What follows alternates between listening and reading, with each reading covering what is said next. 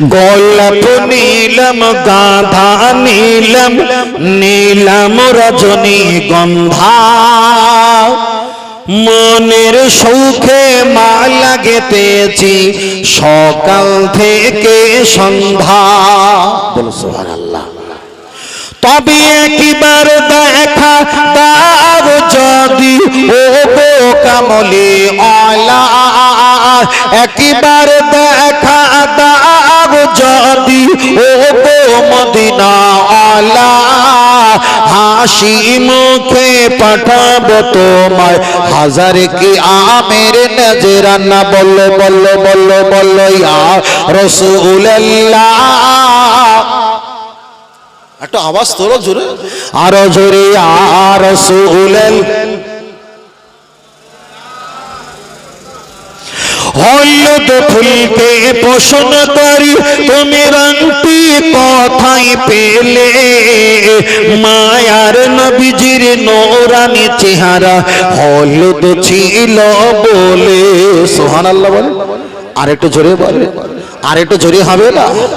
সবুজ রঙকে পোষণ করি তুমি রংটি কোথায় পেলে, জান্নাতি ঘুরে নারীর পোশাক সবুজ থাকবে বলে। আর একটু জোরে বলে সুবহানাল্লাহ। তাই হলুদ সবুজের দোকান থেকে তুলে গেঁথেছি মালা, সুযোগ পেলে দাঁড়িয়ে পাঠাবো হাজার কি আমের নজরানা। তবে একবার দেখা দাও যদি ও গো কামলি আলা, একবার দেখা দাও যদি ও গো মদিনা আলা, হাসি মুখে পাঠাবো তোমায় হাজার কি আমের নজরানা। বলো বলো ইয়া রাসূলুল্লাহ। আর একটু জোরে বলো ইয়া রাসূলুল্লাহ। সাদা ফুলকে পোষণ করি তুমি রংটি কোথায় পেলে, নূর নবীজির নূরানি দাঁত সাদা ছিল বলে। সুবহানাল্লাহ বলে না, মরিচিকা পড়ে গেছে। আর একটু জোরে বলে সুবহানাল্লাহ, আর একটু জোরে হবে না। লাল ফুলকে পোষণ করি তুমি রংটি কোথায় পেলে, ওহদ ময়দানে নবীজি রক্ত লাল ছিল বলে। তাই সাদা হলুদের লাল সবুজের দোকান থেকে তুলে গেঁথেছি মালা, সুযোগ পেলে দাঁড়িয়ে পাঠাবো হাজার কি আমের নজরানা। তবে একবার দেখা দাও যদি ও গো কামলি আলা, একবার দেখা দাও যদি ও গো মদিনা আলা, হাসি মুখে পাঠাবো তোমায় হাজার কি আমের নজরানা। বলো বলো বলো বলো ইয়া রাসূলুল্লাহ। আল্লাহ কবুল করেন, বলেন আমিন। আর একটু জোরে হবে না। চলেন আপনার কাছে আমি বেশি লম্বা করব না, তবে শেষবারের মতো আধা ঘন্টা সময় যখন আছে, আধা ঘন্টার ভিতরে আবার কিছু মশলা বলবো। তার ভিতরে একটু পীর সম্পর্কে একটু আপনার কাছে বলি। আল্লাহ নবী হাদিস শরীফে বললেন, মান আতানি, কে যদি আমার ইত্তেবা করে, ফাকাদ আতাল্লাহ, ওই ইত্তেবা আমার আল্লাহর হয়ে যায়। নবী আমার হাদিস শরীফে বললেন, মান আসানি, কে যদি আমাকে ভুলে যায়, ফাকাদ আসাল্লাহ, আমার আল্লাহকে ভুলে যাবে। মানা আতানি, কে যদি আমাকে ইত্তেবা করে, ফাকাদ আতাল্লাহ, আমার আল্লাহকে ইত্তেবা করা হয়ে যাবে। আমাদের এলাকায় যত কবরবাসী আছে, আমাদের এলাকায় যত মাজার আছে, কবর আছে, আল্লাহর কোরআন জানিয়ে দিলেন, ওয়ালা তাকুলু লিমান ইউকতালু ফি সাবিলিল্লাহি আমওয়াত বাল আহইয়াউ ওয়ালাকিন লা তাশউরুন।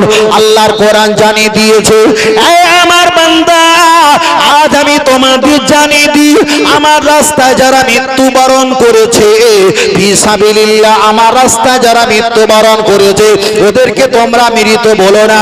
কেন? আমি আল্লাহ ওদেরকে কবরে কিভাবে রেখে দিয়েছি তোমরা তা বুঝতে পারো না। আল্লাহর কোরআন অনুযায়ী যারা আল্লাহর পথে মৃত্যুবরণ করেছে আমার আল্লাহ তাদের কবরে টাটকা হালাতে রেখেছে। আজকে যদি দেখা যায় ভাঙড়ে পীর সাহেব হুজুরের মাজারটা যদি একটাবার খোলা হয় আল্লাহর কোরআন অনুযায়ী টাটকা পাওয়া যাবে। এমনি করে যদি ক্যানিং মাস্তানা সদ্দি রহমাতুল্লাহ আলাইহি, বসিরাট আল্লামা রহমাতুল্লাহ আলাইহি, ওনার কবরটা যদি একটাবার খোলা হয় টাটকা পাওয়া যাবে। খাজা মাইনুদ্দিন মুজাদ্দিদ আল-ফিসানি, কুতুবউদ্দিন বখতিয়ার কাকি, নিজামউদ্দিন আউলিয়া বড় পীর রহমাতুল্লাহ আলাইহি, এনাদের মাজার মাজার শরীফটা যদি একটাবার খোলা হয় আল্লাহর কোরআন অনুযায়ী ওদের মাজারের ভিতরে দেখা যায় টাটকা চেহারা পাওয়া যাবে।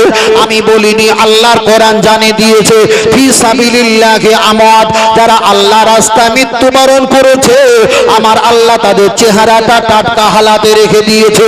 একটাবার আগিয়ে চলে যাওয়া যায় ফুরফুরা শরীফে মুজাদ্দিদ জামান দাদা পীর রহমাতুল্লাহ আলাইহি, উনি দুনিয়াতে যখন দুনিয়া থেকে বিদায় নিয়েছেন দেখা যায় তারপরে মেজলা হুজুর পীর কেবলা রহমাতুল্লাহ আলাইহি আরো পীর সাহেব হুজুররা তখন হায়াতে ছিল।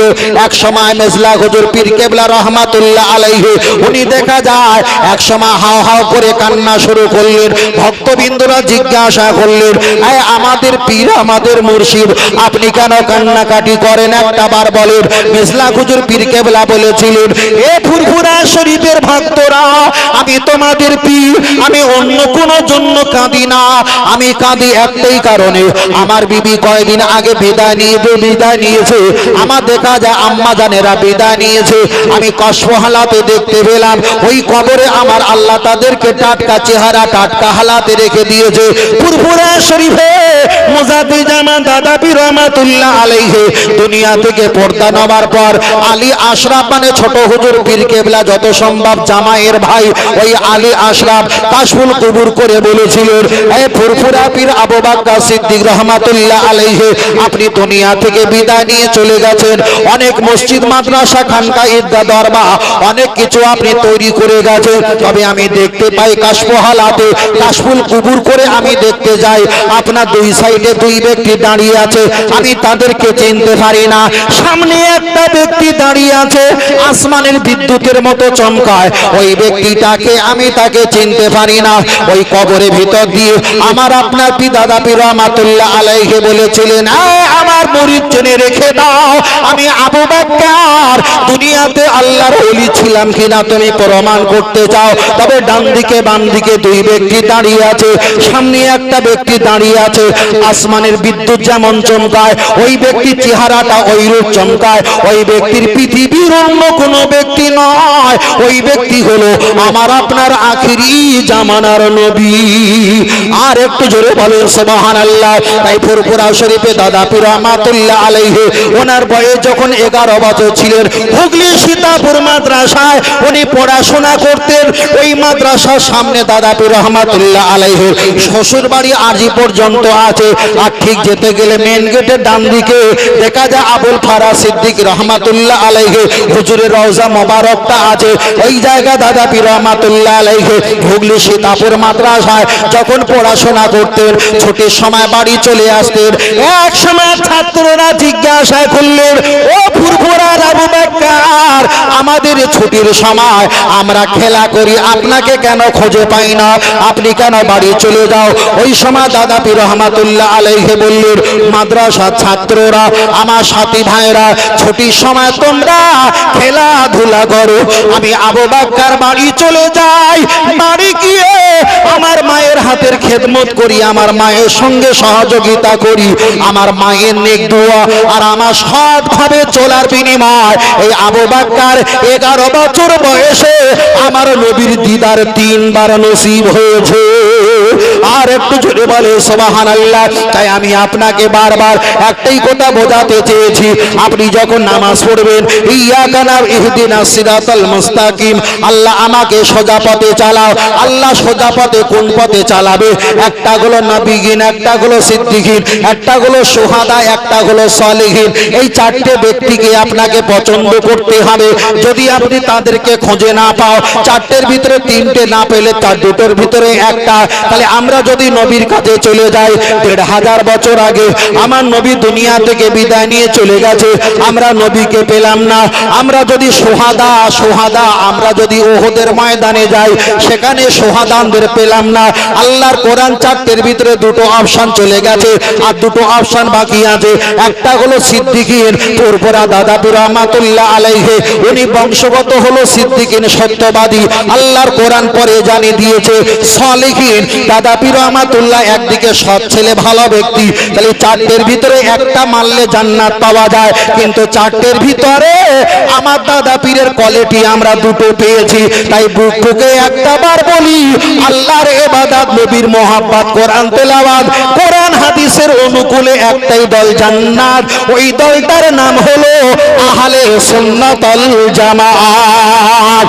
আর একটু জোরে বলে সুবহানাল্লাহ, নারে তাকবীর। তবে আর একবার একটু আওয়াজটা জোরে দিলে আমারও বলতে সুবিধা হবে। নামাজ পড়তে গেলে কোরআন লাগে না হাদিস লাগে? জি, তাহলে নামাজ পড়তে গেলে কোরআন লাগে। আমার বক্তব্য ছিল কি, নবী মানলে আল্লাহ মানা হয়, তাহলে নামাজ পড়তে গেলে তো নবীর হাদিস পড়লে তো আল্লাহর কোরআন চলে আসা হয়। এখানে কেন কোরআন আসবে? চলেন ব্যাখ্যা করি। কিন্তু আমার বক্তব্যের আগে আমি একটা বুক চাপড়ে চ্যালেঞ্জ দিয়েছিলাম, থাকা অবস্থায় বলো খবরদার, চলে যাওয়ার পর একদম মোদ্দা কথা চলে না গিয়ে যাই, লক্ষ্য করে দেখা যায় মসজিদে আজান হয়েছে 7:30 কিংবা 7:15-8টায় মসজিদে আজান হয়। আজান হয় কিসের জন্য? আওয়াজ দেবেন, আজান হয় নামাজের জন্য। ওই আজানটা হয় নামাজের জন্য। আপনি একটা বার বলেন, আফদালুল ইবাদাত ইবাদাতি সালাহ, সবচেয়ে বড় ইবাদত সেটা হলো নামাজ। তাহলে নামাজ যদি আল্লাহর কাছে এত বড় ইবাদত হয়, ওই ইবাদত তো কোরআন দিয়ে ডাকা দরকার ছিল। কিন্তু মসজিদে যে আজান হয়, এই আজানটা কোরআন নয়, কোরআন নয়, এটাই আমার নবীর রেখে যাওয়া হাদিস। আর ওই হাদিসটা মাইকে বলে আল্লাহু আকবার, এই হাদিস বলে আল্লাহর নামাজি বান্দাকে ডাকা হয়। আর একটু জোরে বলে সুবহানাল্লাহ। চলেন আপনাকে আর একটা অপশন বলি। আল্লাহু আকবার হলো, আশহাদু আল্লা ইলাহা ইল্লাল্লাহ হলো, তারপরে কি বলা হয়? আশহাদু আন্না মুহাম্মাদার রাসূলুল্লাহ না হাইয়া আলা সালাহ? আগে হয় আশহাদু আন্না মুহাম্মাদার রাসূলুল্লাহ। তাহলে হাইয়া আলা সালাহ কিসের দাওয়াত? ওটা নামাজের দাওয়াত। হাইয়া আলা সালাহ, আও নামাজ কেলে আও, নামাজ কেলে আও মানে নামাজের জন্য এসো। কিন্তু হাইয়া আলা সালার আগে কি বলতে হয়? আশহাদু আন্না মুহাম্মাদার রাসূলুল্লাহ। আর নামাজের জন্য আসার আগে নবী যে আমার নবী, মুহাম্মদ সাল্লাল্লাহু আলাইহি ওয়াসাল্লাম যে আমার নবী, আমি আল্লাহ আমার নবী, এটা আশহাদু আন্না মুহাম্মাদ রাসূলুল্লাহ সাক্ষী আগে দাও, তারপরে হাইয়া আলা সালাহ বলে নামাজের জন্য ডাক দাও। তাহলে নামাজের দাওয়াত দেওয়ার আগে নবী যে আল্লাহর নবী, এটাই আগে বলতে হয়। জোরে বলে। চলেন আমি আপনাকে বোঝাতে চেয়েছি। দ্বিতীয় নাম্বার হলো, আপনি মসজিদে উঠবেন ডান পা, মসজিদে ডান পা দিয়ে যখন ওটা হয়, ওটা কোরআন নয়, ওটা নবী পাকের হাদিস।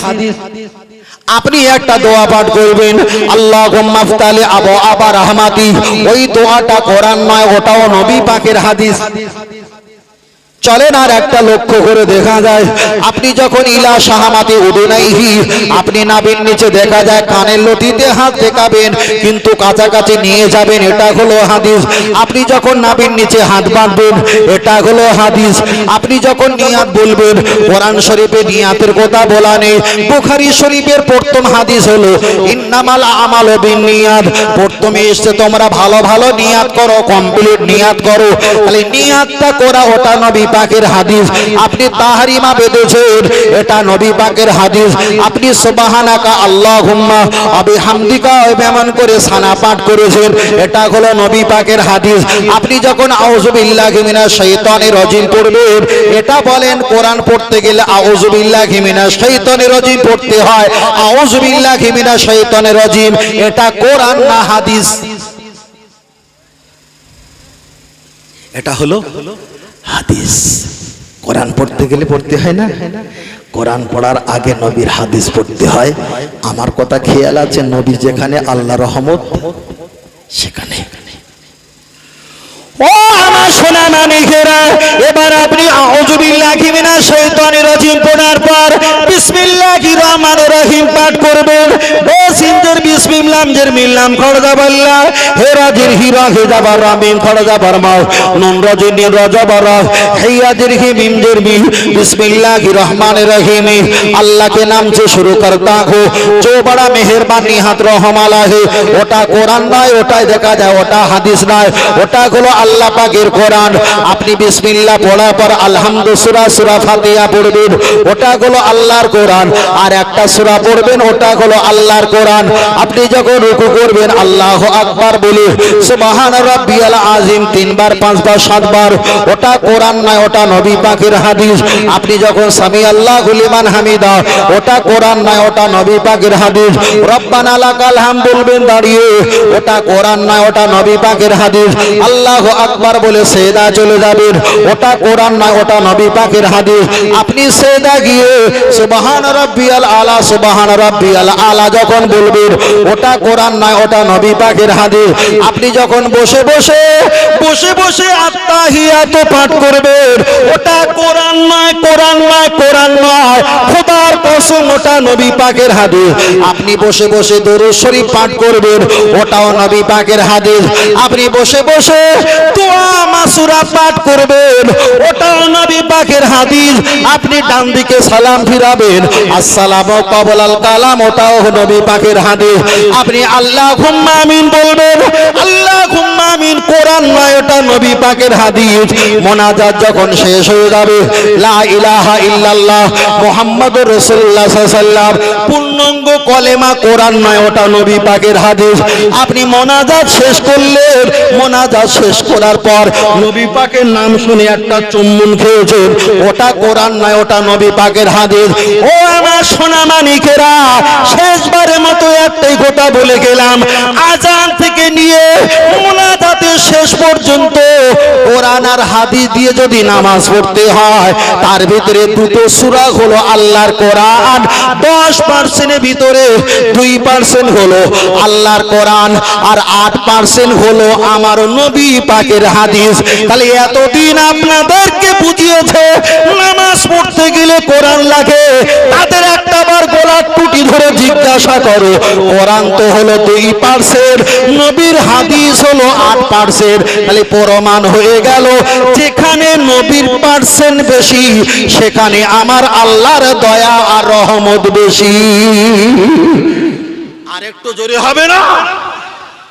কিন্তু সারা জীবন আমাদের শুনিয়েছে কি কোরআন লাগে। কোরআন কটা সূরা কটা পড়তে হয়? দুটো। আর আছে বিসমিল্লাহ না ধরলাম, তাহলে সূরা হলো দুটো, আর বাদ বাকি যা পড়ছি হাদিস। তাহলে কেউ যদি বলে আমার কাছে 2 টাকা আছে, আর কারো কাছে যদি বলে আমার কাছে 1 লাখ টাকা আছে, এখন শক্তিশালী কোনটা? 1 লাখ টাকাটা শক্তিশালী। তাহলে কোরআন যদি 2% থাকে, হাদিস আছে 8%, শক্তিশালী হচ্ছে কোনটা? নবী।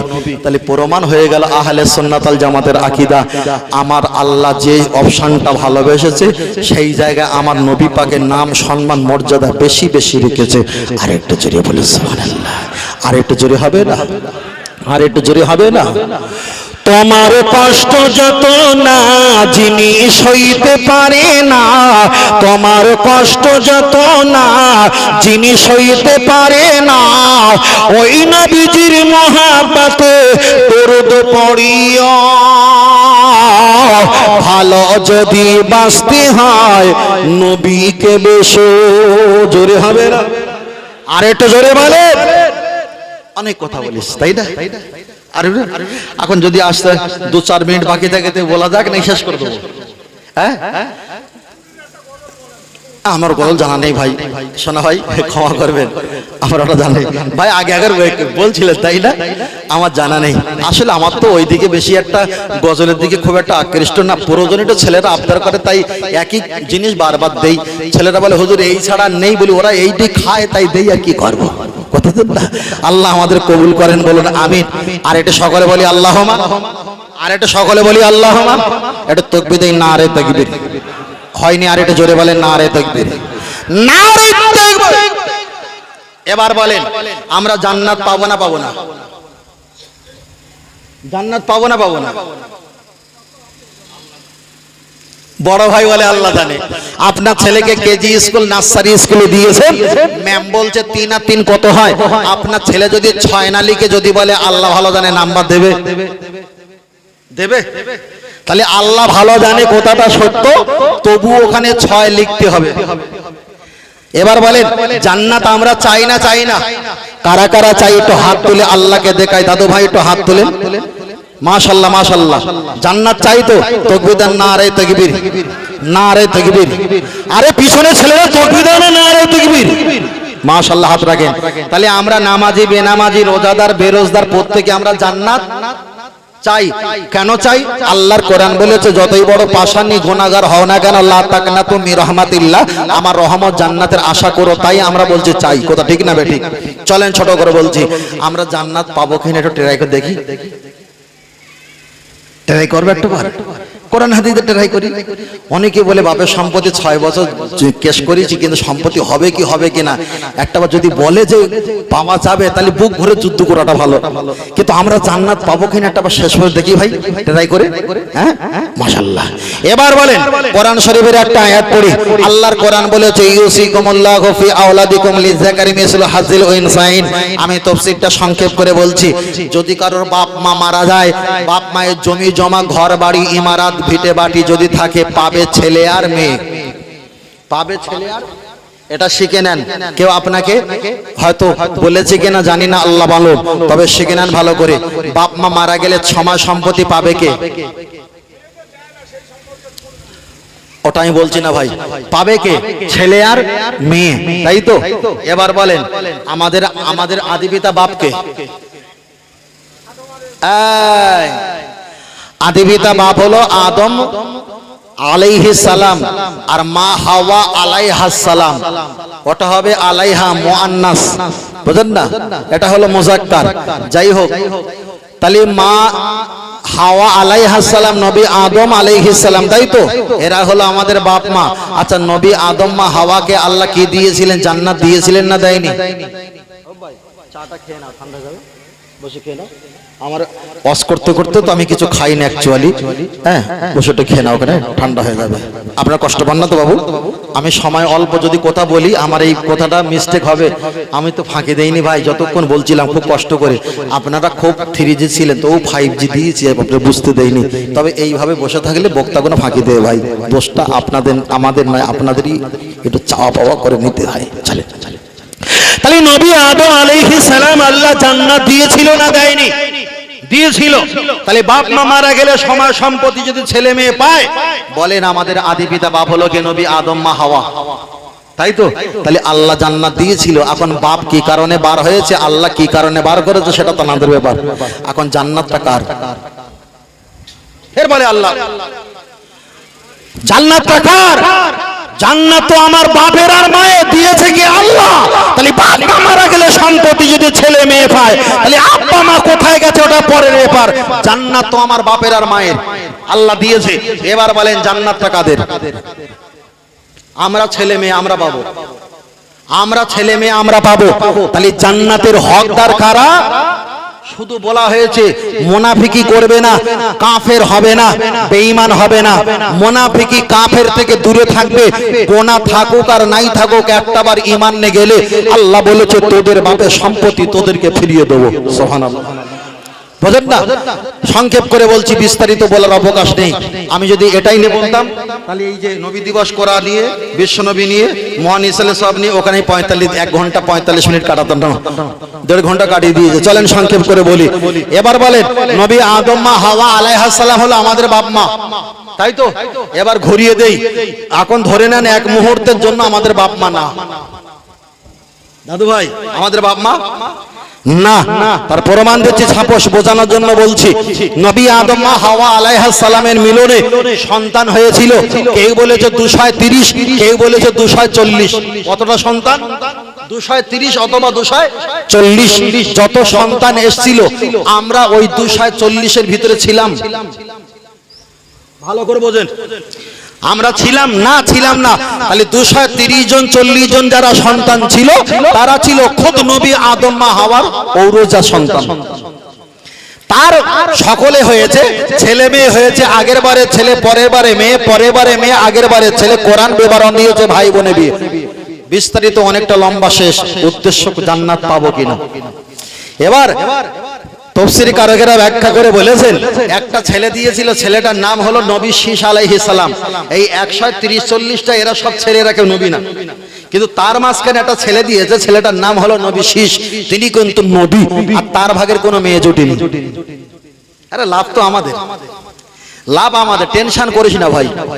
আবার যদি কোথাও আসি ইনশাআল্লাহ আবার আমরা জান্নাত পাবো কিনা প্রমাণ করব। নবী শীষ আলাইহিস সালাম আর সমস্ত ছেলেদের ডেকে বলল, আপনাদের পুরনো বাড়ি যদি এখান থেকে 2 ঘন্টা রাস্তা, 1 ঘন্টা রাস্তা দূরে যদি পুরনো বাড়ি থাকে, আপেল পেয়ারা নাশপাতি নারকেল ঈদের সময় পার্বণের সময় নিয়ে আসার মন চায় না, চায় না? তাই নবী আদম মা হাওয়া সেই জান্নাতের গাছ ফেলে চলে এসেছে। ছেলেদের বলছে, খোকা আল্লাহর কাছে একটু জান্নাতি ফল চাও। তার মানে পুরনো গাছ সম্পত্তির একটু ফল খেতে মন চাইছে বলে। সুবহানাল্লাহ। ওয়াল জিবালা, ওরা সবাই পাহাড়ে চলে গিয়ে আরাফাইয়া দেখি আল্লাহর কাছে হাত তুলে দোয়া চেয়েছে।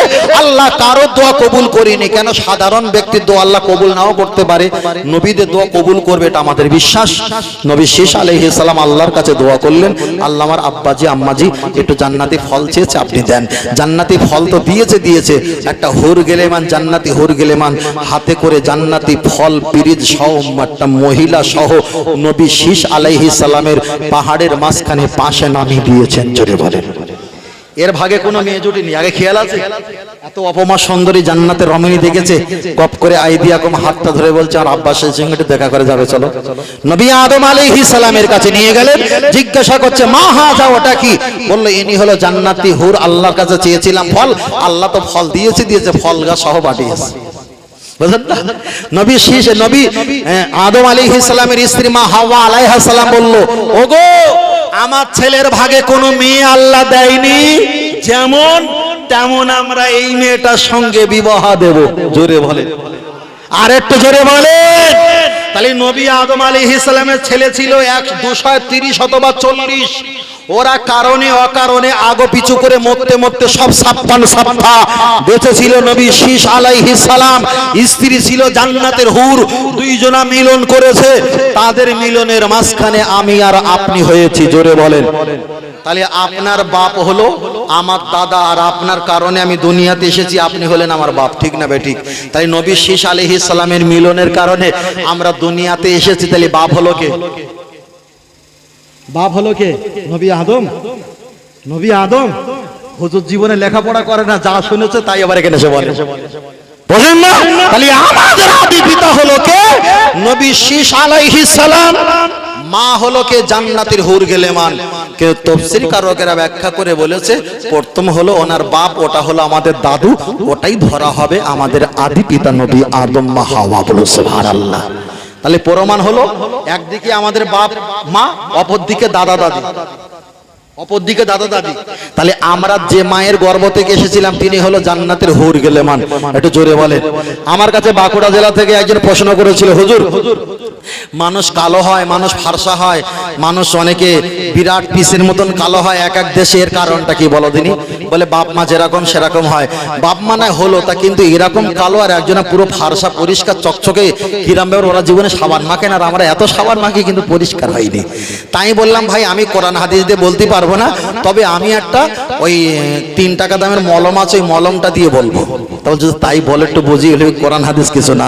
এখন সাপোজ ফারেস্তাদের বলা হয়েছে, ফারেস্তারা আমি মাটির আদম তৈরি করেছি, এই মাটির এই বান্দা তৈরি করেছি, একটু তেলে দাও, তেলটা ভালো করে সুন্দর করে একটু বাছাই করে সাজাও।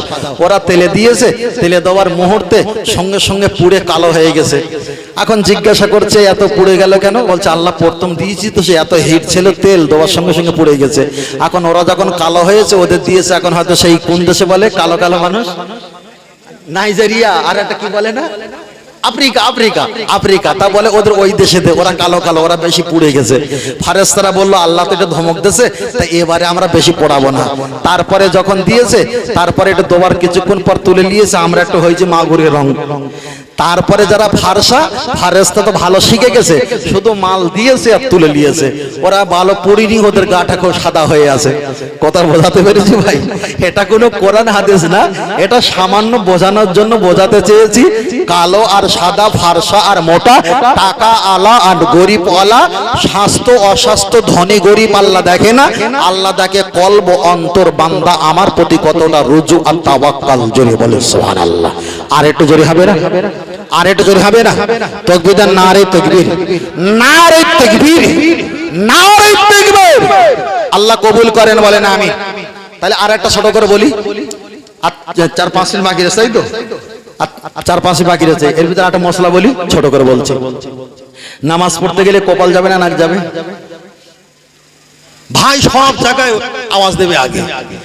নামাজ পড়তে গেলে কপাল যাবে না নাক যাবে? নাক যাবে, তাই না? নাক যাবে।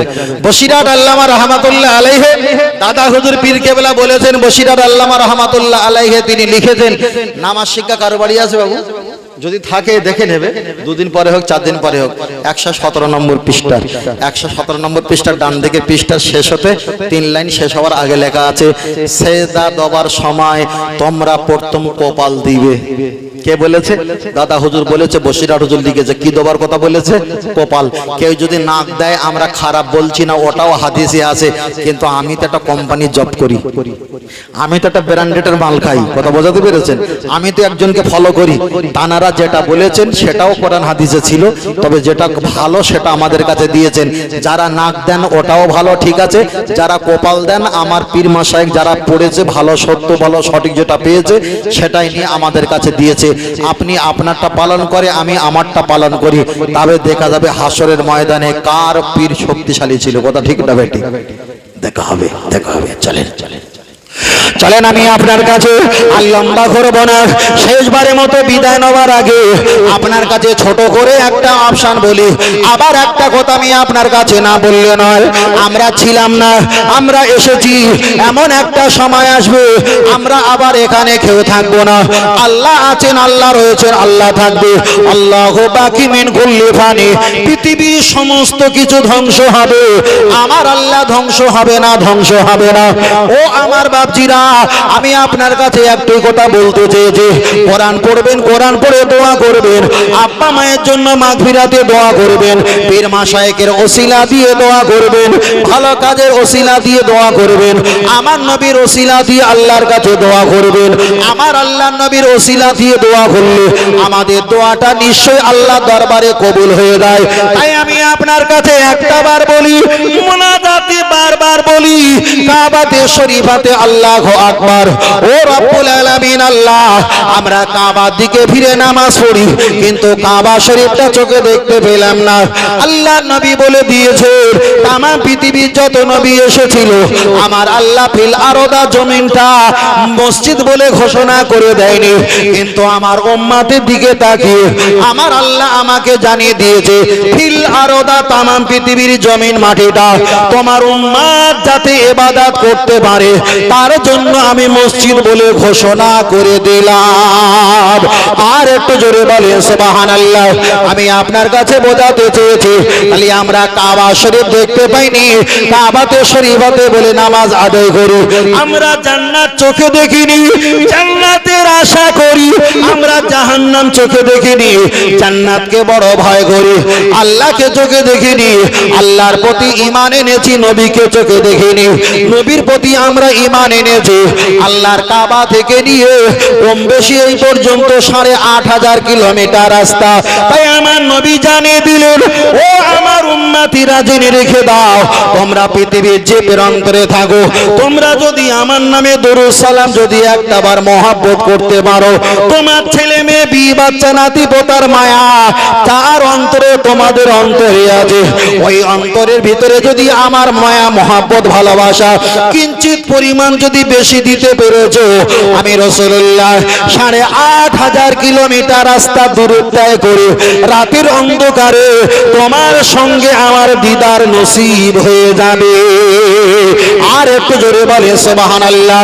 আল্লাহর নবীর একটা বা দিদার যদি নসিব হয়ে যায়, দুনিয়াতে কোনো টেনশন নাই, হাসরে কোনো টেনশন নাই, মিজানে কোনো টেনশন নাই। নবী আমার হাদিস শরীফে বললেন, আনা সাইয়্যিদু উলদি আদম ইয়াউমাল কিয়ামah, কিয়ামতের ময়দানে আমি হেড সেক্রেটারি লিডার হব। আল্লাহর নবী পরে আর একটা হাদিস শরীফ বললেন, আনা আউয়ালুশ শাফিঈন, কিয়ামতের ময়দানে হাসরের ময়দানে প্রথম সুপারিশ হয়ে আমি তোমাদের জয়া জান্নাত নসিব করে দেব। পৃথিবীর নবীদেরকে আল্লাহ যা বলবে পৃথিবীর নবী রাসূলরা ফেরেশতারা পালন করবে। আলা ফাকরা ফিহি, আমার কোনো অহংকার নেই। আমার আল্লাহকে যা বলবো আমার আল্লাহ দয়া করে আমার কথাটাই মান্যতা দেবে, মান্যতা দেবে। তার কারণ হলো একটা, আমার আল্লাহ আমাকে সর্বাপেক্ষা বেশি ভালোবাসে। পৃথিবীর কোন ব্যক্তির নাম আল্লাহ স্মরণ করে না, আমার আল্লাহ কুদরতি জবানে আমার নবীর নামে জিকির করে, আর আমার নবী আমার আল্লাহর নামে জিকির করে। পৃথিবীর কেউ কোনো ব্যক্তি যদি নবীর নামে জিকির না করে, আমার আল্লাহ নবীর নামে জিকির চালিয়ে যাবেই যাবে। আর একটু জোরে হবে না? ফের বলছি, আপনারা আমরা মোনাজাত করব। মোনাজাতের শেষে বেরহমত থেকে যারা পড়েন পড়বেন, আলহামদুলিল্লাহ যারা পড়েন পড়বেন, কোনো সমস্যা নেই। কিন্তু মোহাম্মদ রাসূলুল্লাহ সাল্লাল্লাহু আলাইহি ওয়াসাল্লাম যদি পড়া হয় সমস্যা আছে? সমস্যা নেই, পড়বেন। ডাহনে বায়নে সালাম ফিরকার দোনো হাত উঠাकर দোয়া মাঙ্গি, দোয়া চাইবে, হাত বহুত জিয়াদা না ওঠা, হাত বেশি উপরে তুলবে না, ইয়ানি অর্থাৎ কাঁধ से উঁচি না করো, কানের উপরে তুলবে না। দোয়া যা ফারেক হোকার দোয়া যখন শেষ হয়ে যাবে দোনো হাত মুহ पर ফেরলো, ইয়ানি মাসাবা করলো, দুটো হাত মাসাবা করে নিয়ে আসবে। তবে হাতটা থাকবে একটু ফাঁকা, হাতটা থাকবে বুকের ছিনা বরাবর। এমনও হবে না, এমনও হবে না, এমনও হবে না। কতটা ক্লিয়ার? কতটা ক্লিয়ার? এবার যদি আমরা চাইতে চাইতে যদি একটু হয়ে যায়, এটা ব্যতিক্রম, বুঝেন না? তাই ফের বলছি, মা নামাজ পড়া ভালো, নামাজ কাজা করাও ভালো। ভালো ভালো হাজী সাহেব বাবাজি বলতে পারবে, আরাফাতের ময়দানে সেখানে গিয়েও তারা মাগরিবের নামাজটা কাজা করেছে। নবী কাজা করেছিল বলে উম্মতে মুহাম্মাদি সেখানেও কাজা করতে হয়। ওটা আল্লাহর কাছে ফরজ, নামাজটা ফরজ ছিল, কিন্তু কাজা করাটা আল্লাহর কাছে পছন্দ হয়েছে। নবীর খাতিরে কাজা করাটা আল্লাহ ওয়াজিব করে দিয়েছেন। আরেকটু জোরে বলেন সুবহানাল্লাহ। আরেকটু জোরে হবে না? আরেকটু জোরে হবে না? আরেকটু জোরে হবে না? তাই আমরা বারবার করে বলি, যদি মক্কা শরীফের এলাকায় ঘর বাড়ি থাকতো, ছেলেরা যা বাইক চালায় ৬০-৭০-৮০, ওদের পিছনে বসলি ১ ঘন্টায় হয়তো মক্কায় গিয়ে জুম্মার নামাজ পড়তে পারতাম। কিন্তু আমরা আছি তো অনেক দূরে, অনেক দূরে না, অনেক দূরে। তাই বারবার করে একটু বলি, আল্লাহকে বলি, নবীকে একটু শোনাই।